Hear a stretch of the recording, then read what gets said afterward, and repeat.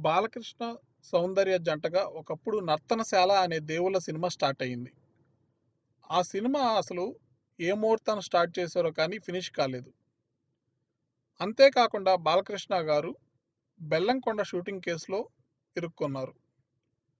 అది అప్పట్లో సంచలనం కలిగించింది. ఆ తర్వాత బాలకృష్ణ గారికి చాలా ఏళ్ళు బ్యాడ్ టైమ్ నడిచింది.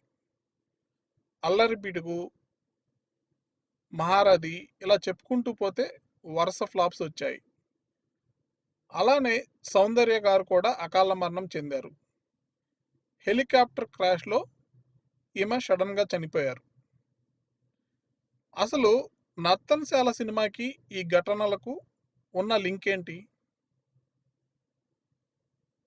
ఆ సినిమా స్టార్ట్ అయ్యాక మధ్యలో ఆగిపోవటం, ఇవన్నీ జరగటం చూస్తుంటే ఏమైనా ముహూర్త దోషం ఉందా? అంత తేలిగ్గా కొట్టేయలేము.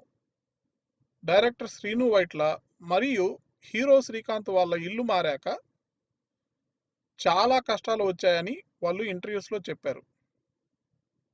సో, ఫ్రెండ్స్, కొన్నిసార్లు ఏదైనా తలపెట్టేటప్పుడు అది దేవుళ్ళ విషయంలో అయితే తప్పక జాగ్రత్తలు తీసుకుంటే మంచిది.